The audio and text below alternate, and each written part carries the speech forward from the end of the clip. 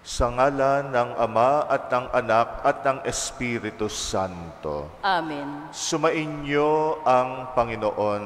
At sumaiyo rin. Aminin natin ang ating mga kasalanan upang maging marapat tayong gumanap sa banal na pagdiriwang.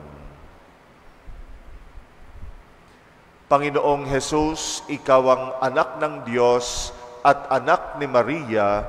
Panginoon, kaawaan mo kami. Panginoon, kaawaan mo kami. Panginoong Hesus, Ikaw ang salita ng Diyos na nagkatawang tao at isinilang ng Birheng Maria. Kristo, kaawaan mo kami. Kristo, kaawaan mo kami. Panginoong Hesus, Ikaw ang prinsipe ng kapayapaan at liwanag ng sanlibutan. Panginoon, kaawaan mo kami. Panginoon, kaawaan mo kami. Kaawaan tayo ng makapangyarihang Diyos, patawarin tayo sa ating mga kasalanan at patnubayan tayo sa buhay na walang hanggan. Amen. Manalangin tayo. Ama naming makapangyarihan, ipagkaloob mong kami magkamit kailanman ng kalusugan at kagalingan sa aming katawan at kalooban. Pakundangan sa pagdalangin ng laging Birheng si Santa Mariang Mahal, kami naway mahango sa hapis sa kasalukuyan at makinabang sa kaluwalhatiang walang katapusan sa pamagitan ni Jesucristo kasama ng Espiritu Santo magpasawalang hanggan. Amen.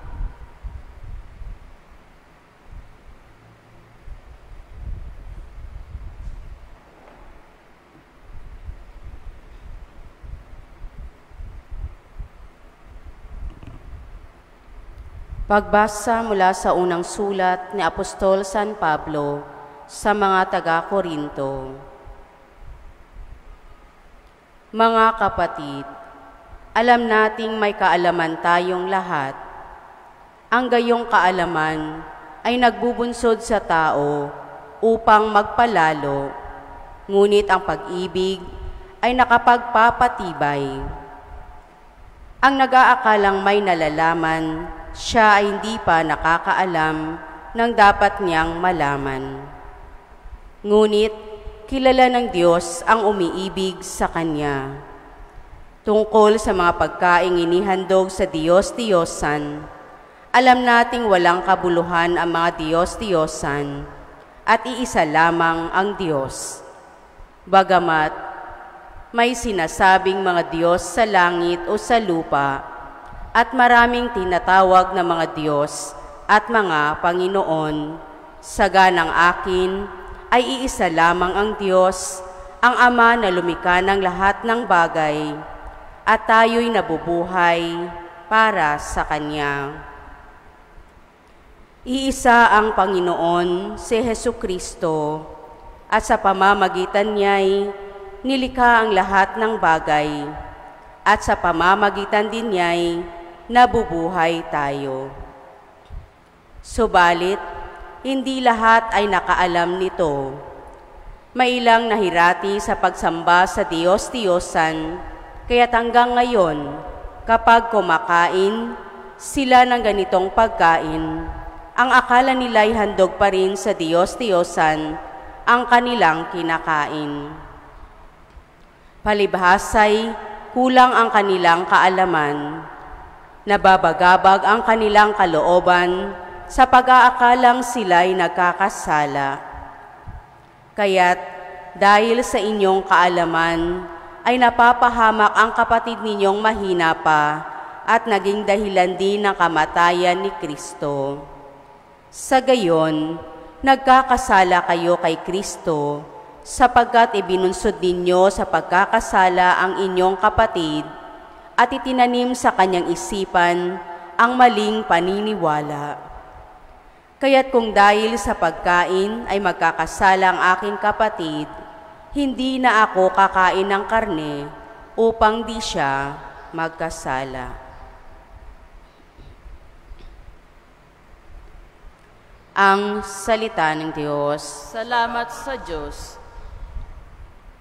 Poon ako ay samahan sa buhay na walang hanggan. Poon ako ay samahan sa buhay na walang hanggan. Ako'y iyong siniyasat, batid mo ang aking buhay. Ang lahat kong lihim, poon ay tiyak mong nalalaman. Ang lahat ng gawain ko sa iyo ay hindi lingid. Kahit ikaw ay malaya, batid mo ang aking isip. Ako'y iyong nakikita, gumagawa o hindi man. Ang lahat ng gawain ko'y pawang iyong nalalaman. Poon ako ay samahan sa buhay na walang hanggan. Ang anumang aking sangkap, ikaw o Diyos ang lumikha. Sa tiyan ng aking inay, hinugis mo akong bata. Pinupuri kita o Diyos, marapat kang katakutan. Ang lahat ng gawain mo ay kahangahangang tunay. Poon ako ay samahan sa buhay na walang hanggan. O Diyos, ako'y siyasatin, alamin ang aking isip. Subukin mo ako ngayon kung ano ang aking nais. Kung ako ay hindi tapat, ito'y iyong nababatid. Sa buhay na walang hanggan, samahan mo at ihatid. Poon ako ay samahan sa buhay na walang hanggan.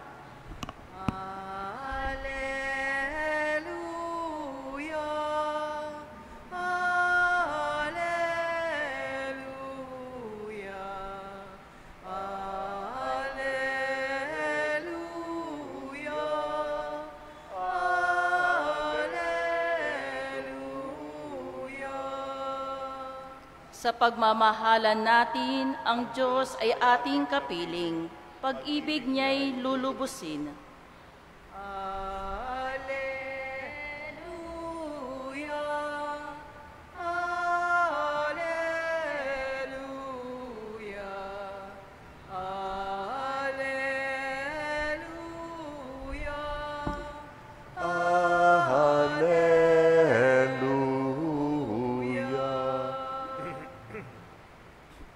Sumainyo ang Panginoon. At sumaiyo rin. Ang mabuting balita ng Panginoon ayon kay San Lucas. Papuri sa iyo, Panginoon.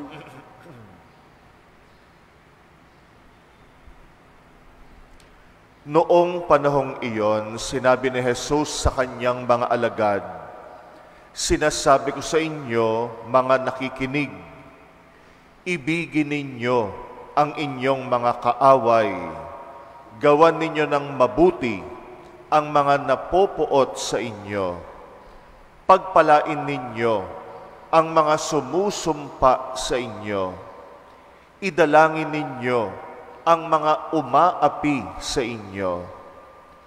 Kapag sinampal ka sa isang pisngi, iharap mo rin ang kabila. Kapag inaagaw ang iyong balabal, ibigay mo pati ang iyong baro. Bigyan mo ang bawat ng hihingi sa iyo. At kung may kumuha sa iyong ari-arian, ay huwag mo nang bawiin pa ang mga iyon. Gawin ninyo sa iba ang ibig ninyong gawin nila sa inyo. Kung ang iibigin lamang ninyo ay ang mga umiibig sa inyo, ano pang gantimpala ang inyong hihintayin? Kahit ang mga makasalanan ay umiibig din sa mga umiibig sa kanila. At kung ang gagawan lamang ninyo ng mabuti, ang gumagawa sa inyo ng mabuti, ano pang gantimpala ang inyong hihintayin? Kahit ang mga makasalanan ay gumagawa rin nito. Kung pahihiramin lamang ninyo ay ang mga taong inaasahan ninyong makakabayad sa inyo, ano pang gantimpala ang inyong hihintayin? Kahit ang mga makasalanan ay nagpapahiram din sa mga makasalanan sa pag-asang ang mga ito ay makababayad. Sa halip, ibigin ninyo ang inyong mga kaaway at gawan ninyo sila ng mabuti. Magpahiram kayo na hindi umaasa ng anumang kabayaran. Sa gayon, malaking gantimpala ang tatamuhin ninyo at kayo'y magiging mga anak ng kataas-taasan. Sapagkat siya'y mabuti sa masasama o sa mga hindi marunong tumanaw ng utang na loob. Maging mahabagin kayo gaya ng inyong Ama. Huwag kayong humatol at hindi kayo hahatulan ng Diyos. Huwag kayong magparusa at hindi kayo parurusahan ng Diyos. Magpatawad kayo sa inyong kapwa at patatawarin kayo ng Diyos. Magbigay kayo at bibigyan kayo ng Diyos. Hustong takal, siksik, liglig, at umaapaw pa ang ibibigay sa inyo. Sapagkat ang takalang ginagamit ninyo sa iba ay siya ring gagamitin ng Diyos sa inyo.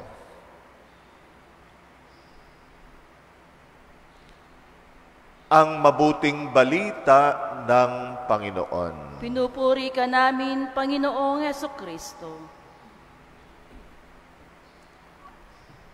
Lahat ng rason pwede nating ikatwiran para ipagpilitan na tama yung galit at muhi natin sa ating mga kaaway. Talaga namang maraming dahilan para kamuhian natin at manatiling galit sa mga nanakit sa atin, mga tinuturing nating kaaway. Pero aminin natin na habang may galit sa puso natin, habang may muhi sa puso natin, kinalaunan tayo rin yung talo. Tayo rin ang nagdurusa. Hindi rin tayo makapamuhay ng tahimik hanggat may muhi at galit sa puso natin. Na araw-araw ng Diyos iniisip natin yung masama, lalo na sa mga kagalit natin, kaalitan, mga kaaway. Mapapanatag lang tayo kapag natuto na tayong magpatawad. Napapanatag lang tayo kapag nawala na yung galit at muhi sa puso natin. Ito ang nasa likod ng utos ni Jesus na mahalin ang kaaway. Sa una, akala natin parang agrabyado naman yata tayo dyan. O kaya ay posible ba yan? O hindi makatotohanan? Pero sa Panginoon, ito ay posible na matutunan nating mahalin, maging ang ating mga kaaway. Matutunan nating ipagdasal yung mga umapi at nanakit sa atin. Nasuklian natin ng mabuti yung masamang ginagawa sa atin. Sa tulong ng ating relasyon sa Panginoon, na tayo rin ay pinatatawad niya. Yung Diyos na pinagbibigyan tayo, yung Diyos na inuunawa tayo sa ating mga pagkakamali, ito ang nagbibigay sa atin ng kakayanan, ng motibasyon, na gawin din natin ang ganito sa mga taong nag-agrabyado sa atin, mga taong tinuturing nating kaaway. At habang tayo ay nagpapatawad sa iba, lalo nating nararanasan at na pinatatawad din tayo ng Diyos. Tayo rin ay makasalanan. Ang magmahal sa kaaway, ito ay kaganapan ng pag-ibig at pagmamahal. Ito ay magmahal ng higit.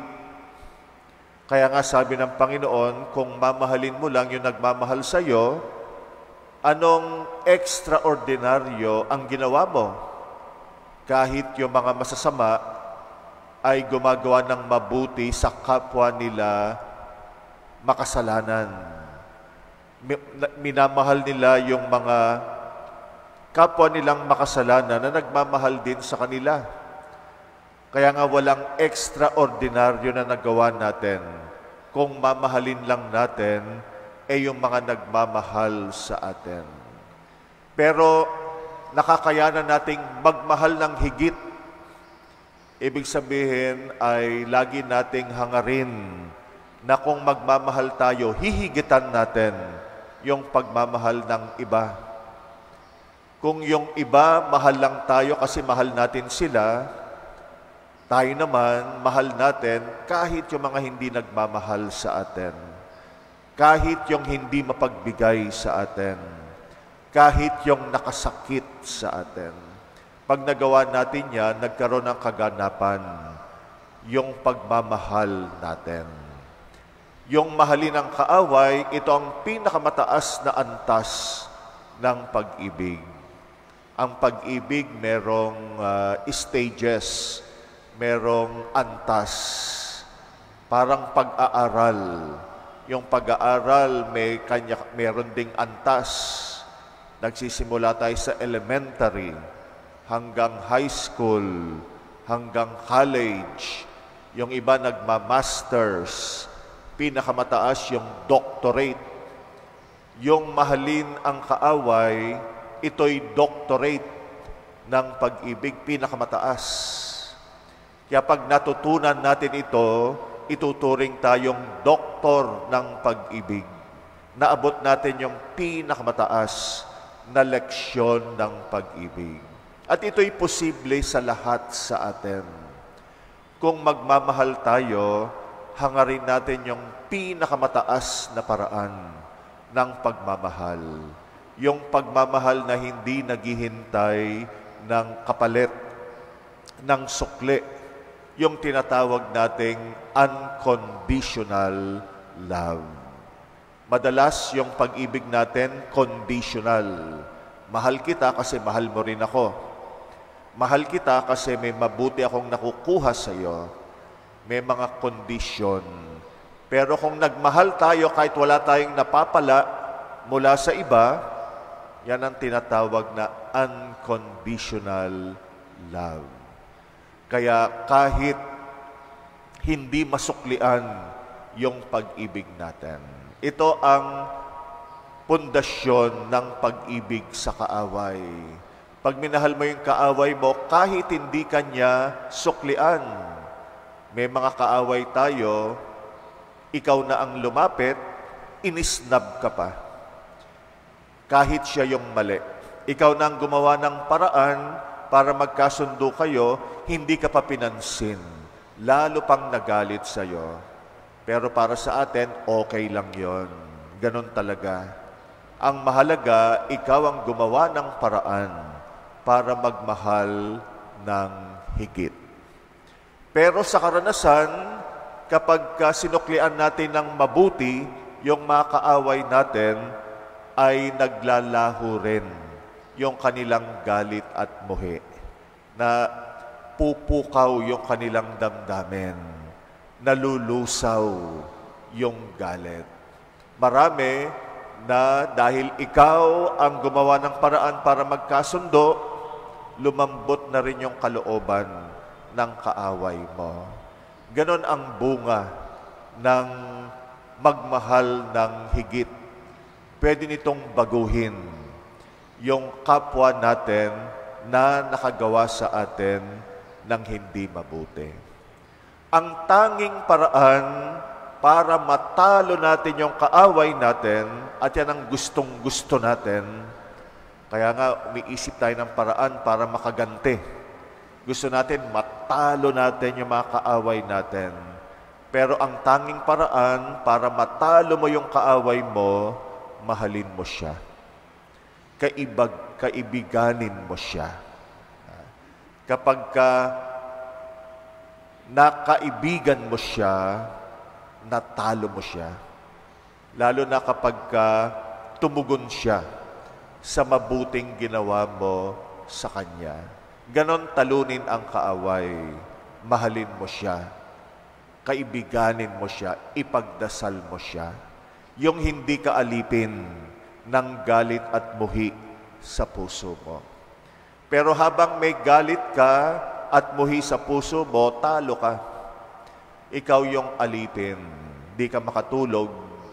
Araw-araw nababagabag ka. Bit-bit mo sa puso mo, sama ng loob at hinanakit. Kaya nga, huwag tayong magpatalo sa mga kaaway natin. Matutunan natin silang mahalin, patawarin, at ipagdasal, pero huwag konsintihin. Iba naman yung pagkonsinte. Pag sinabing mahalin ang kaaway, hindi ibig sabihin, konsintihin sa masamang ginagawa sa atin. Hindi natin kinukonsinte. Nilalabanan natin yung masamang gawain, pero minamahal natin yung tao na nakagawa ng masama na tinuturing nating kaaway.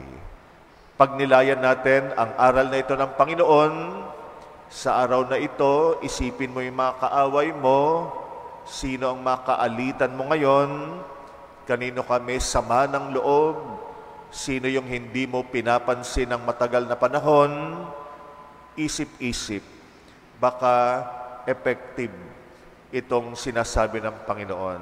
Baka pwede mong subukan na ipagdasal, ipanalangin, mahalin itong mga kaaway mo na matagal mo nang bit-bit sa puso mo.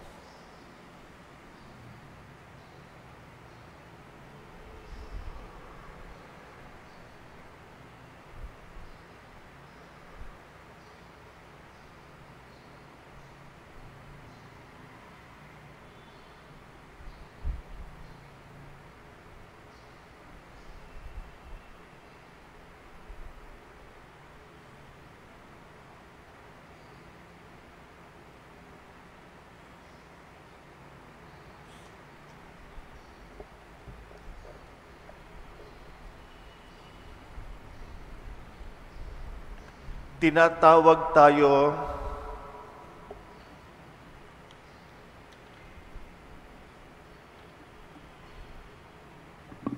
bumaling tayo sa Diyos Ama para sa tulong na ating kinakailangan upang sundin ang halimbawa ni Jesus na nagsasabi na ating mahalin ang ating mga kaaway. Ating itutugon, Diyos ng pag-ibig, bigyan mo kami ng lakas.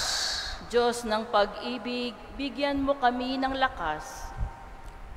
Ang mga pinuno ng simbahan, naway magbigay saksi sa kanyang sambayanan sa pamamaraan ng pagpapatawad, pag-ibig at kapatawaran upang masalamin ang kabanalan ng Diyos sa daigdig. Manalangin tayo sa Panginoon. Diyos ng pag-ibig, bigyan mo kami ng lakas. Yaong may galit at pait sa kanilang kapwa, naway mapagtanto na naghihiwalay lamang sa kanila sa Diyos ang pagsunod sa kanilang hinanakit at suklam. Manalangin tayo sa Panginoon. Diyos ng pag-ibig, bigyan mo kami ng lakas. Ang mga pamilyang pinaghiwalay at nahati dahil sa kanilang kawalang bahala sa isa't isa, naway mapanumbalik ang dating pagkakasundo at alab ng samahan. Manalangin tayo sa Panginoon. Diyos ng pag-ibig, bigyan mo kami ng lakas. Ang mga may sakit, naway magkaroon ng kapayapaan ng isip na lumalago sa pagpapahalaga nila sa kanilang natatanging bahagi ng pakikiisa kay Kristo sa kanyang pagpapakasakit. Manalangin tayo sa Panginoon. Diyos ng pag-ibig, bigyan mo kami ng lakas. Ang mga yumao, naway makibahagi sa kapayapaan at kaligayahan ng kaharian ng Diyos. Manalangin tayo sa Panginoon. Diyos ng pag-ibig, bigyan mo kami ng lakas. Tahimik nating ipanalangin ang mga personal nating kahilingan. Isipin natin kung meron tayong mga kaaway o kaalitan sa ngayon, isama natin sila sa ating panalangin. Ipagdasal din natin ang mga humihiling ng ating panalangin, lalo ang mga may malubhang karamdaman at mabigat na pagsubok sa buhay. Panalangin natin ang mga kapatid nating nasa kanilang mga tahanan na nakikiisa sa misa natin ngayon sa pamagitan ng online mass, lalo yung mga may sakit at mga nakatatanda na nating mga kapatid sa pananampalataya.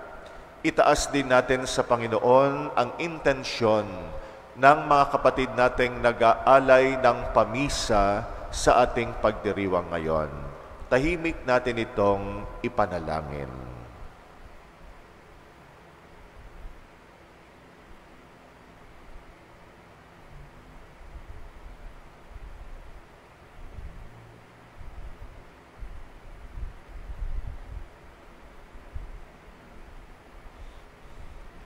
Ama naming Diyos, alam mo kung ano ang mabuti para sa amin. Tanggalin mo nawa sa aming mga puso ang mga hinanakit at basbasan mo ang aming pagsusumikap na mahalin ang lahat ng aming kapwa, lalo na ang aming mga kaaway. Hinihiling namin ito sa ngalan ni Kristong aming Panginoon. Amen. Manalangin kayo mga kapatid upang ang paghahain natin kalugdan ng Diyos amang makapangyarihan. Tanggapin nawa ng Panginoon itong paghahain sa iyong mga kamay, sa kapurihan niya at karangalan sa ating kapakinabangan at sa buong sambayanan niyang banal. Ama naming lumikha, ang iyong nagkatawang taong anak ay tumulong nawa sa aming ginagawa upang siya na iniluwal ni Maria nang di bumawas, kundi lalo pang nagpaganap sa pagkabirhen, ay magpagindapat na kalugdan mo ang aming paghahain sa kapagpapatawad ng mga kasalanan, sapagkat siya ang Panginoong kasama mo at ng Espiritu Santo magpasawalang hanggan. Amen.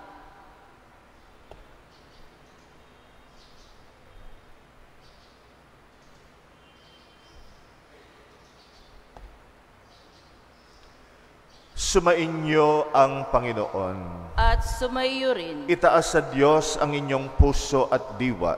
Itinaas na namin sa Panginoon. Pasalamatan natin ang Panginoong ating Diyos. Marapat na siya ay pasalamatan. Ama naming makapangyarihan, tunay ngang marapat na ika'y aming pasalamatan.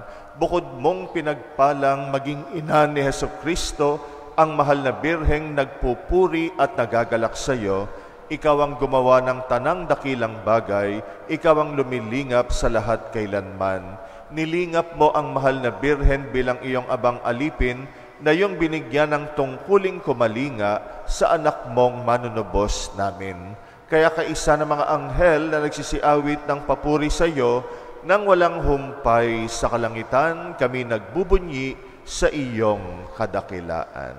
Santo, Santo, Santo, Panginoong Diyos ng mga hukbo, napupuno ang langit at lupa ng kadakilaan mo, Hosana sa kaitaasan.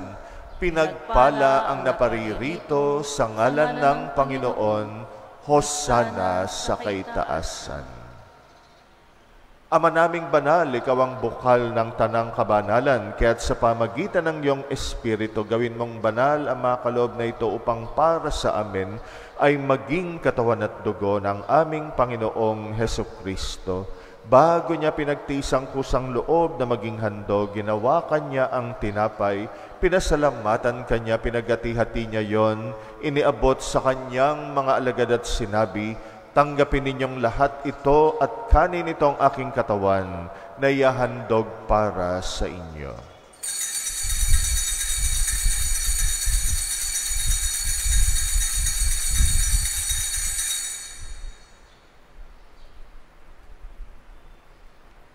Gayun din naman nung matapos ang hapunan, hinawakan niya ang kalis, muli kanyang pinasalamatan, iniabot niyang kalis sa kanyang mga alagad at sinabi, "Tanggapin ninyong lahat ito at inumin.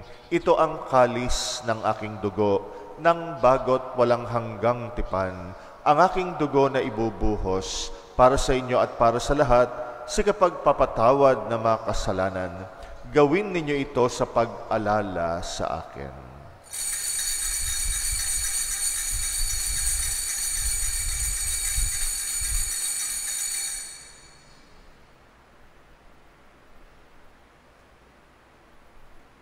Ang misteryo ng pananampalataya. Si Kristo ay gunitain, sarili ay inihain, bilang pagkait inumin, pinagsasaluhan natin, hanggang siya'y dumating. Ama, ginagawa namin ngayon ang pag-alala sa pagkamatay at muling pagkabuhay ng iyong anak, kaya't inaalay namin sa iyong tinapay na nagbibigay buhay at ang kalis na nagkakaloob ng kaligtasan. Kami nagpapasalamat dahil kami yung minarapat tumayo sa harap mo para maglingkod sa iyo. Isinasamo namin kaming magsasalo-salo sa katawan at dugo ni Kristo ay mabuklod sa pagkakaisa sa pamagitan ng Espiritu Santo. Alalahanin mo rin ang mga kapatid naming nahimlay na may pag-asang sila'y muling mabubuhay. Gayon din ang lahat ng mga pumanaw. Kawaan mo sila't patuloyin sa iyong kaliwanagan.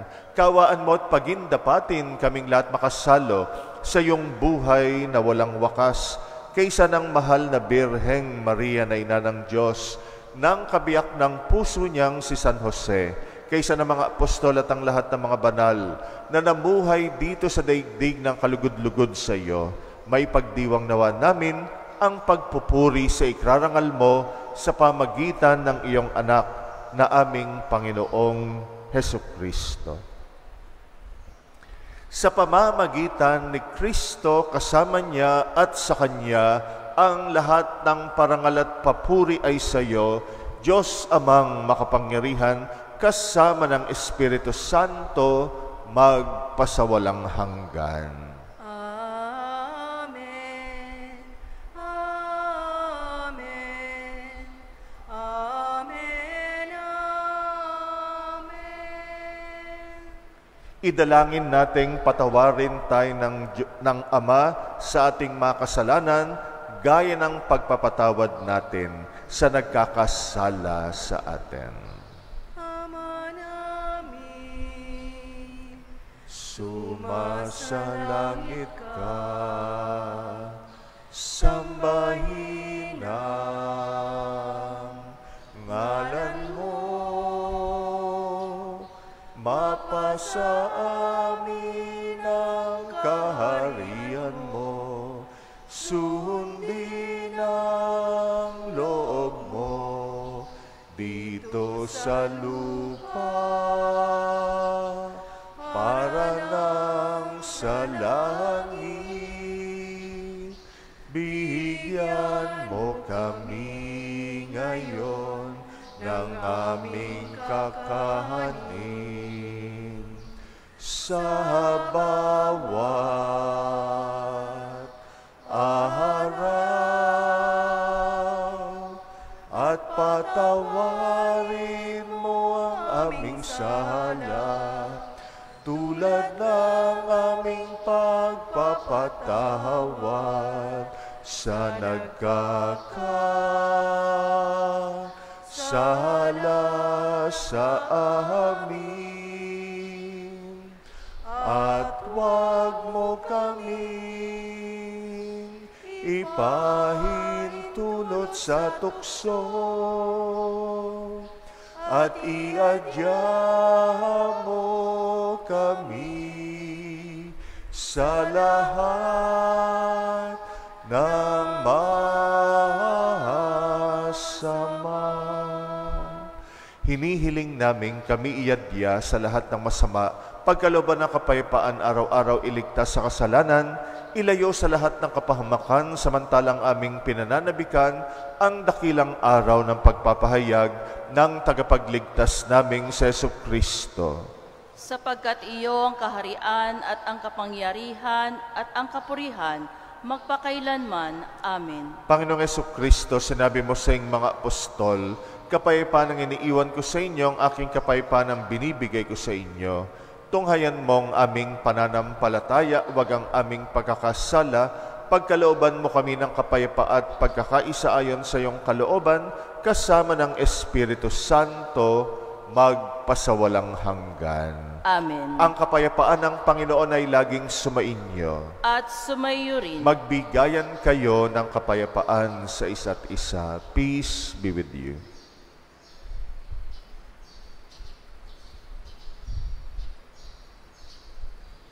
Kordero ng Diyos na nag-aalis ng mga kasalanan ng sanlibutan, maawa ka sa amin.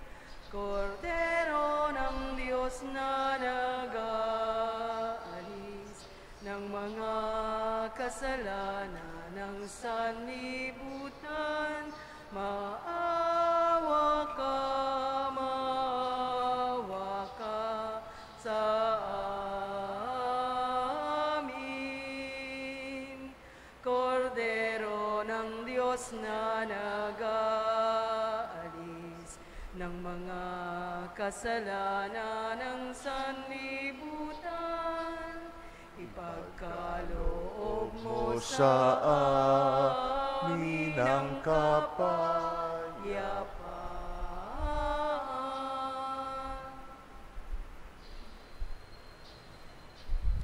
Narito ang kordero ng Diyos na nag-aalis ng mga kasalanan ng sanlibutan.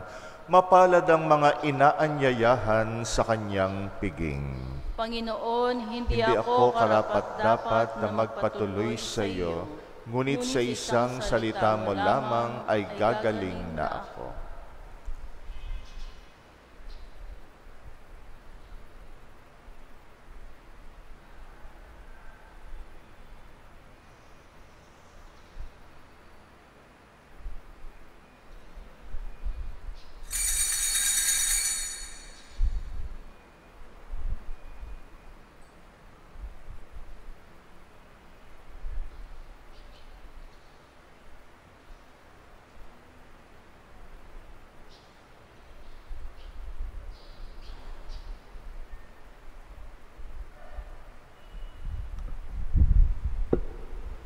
Kung itong aming paglalayag, inabot ng pagkabagabag, naway mabanagan ka, hinirang natala ng umaga. Kahit alunman ng pangamba, di alintana sapagkat naroon ka. Ni unos ng pigati at kadiliman ng gabi, Maria sa puso ninuman, ika'y tala ng kalangitan.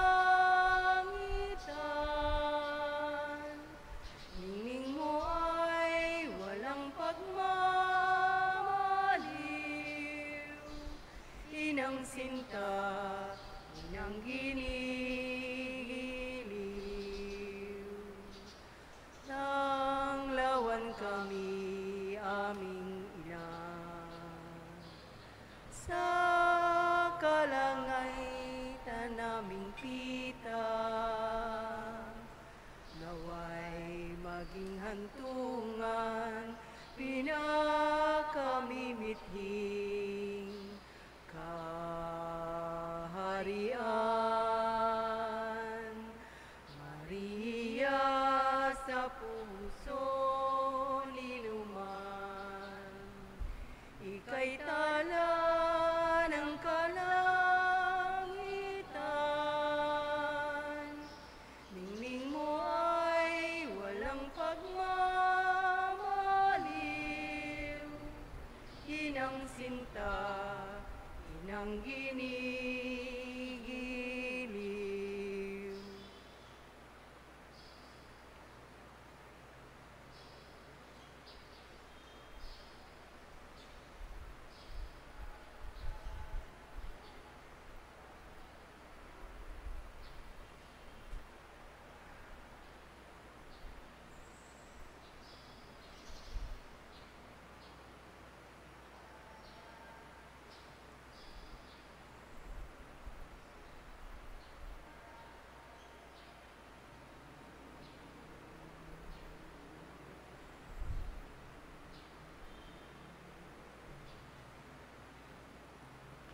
Manalangin tayo. Ama naming mapagmahal, sa pagsasalo namin sa banal na pakikinabang, ang iyong kagandahang loob ay aming hinihiling, upang ang pagpaparangal namin sa mahal na Birhen at pagtulad namin sa Kanya ay magpagindapat na aming paglingkuran ang pagganap sa kalooban mong kaligtasan sa pamagitan ni Jesucristo kasama ng Espiritu Santo magpasawalang hanggan. Amen. Sumainyo ang Panginoon At sumaiyo rin. at pagpalain kayo ng makapangyarihang Diyos, Ama at Anak at Espiritu Santo. Amen. Tapos na ang ating misa, humayo kayong taglay ang kapayapaan ni Kristo upang siya'y mahalin at paglingkuran. Salamat sa Diyos.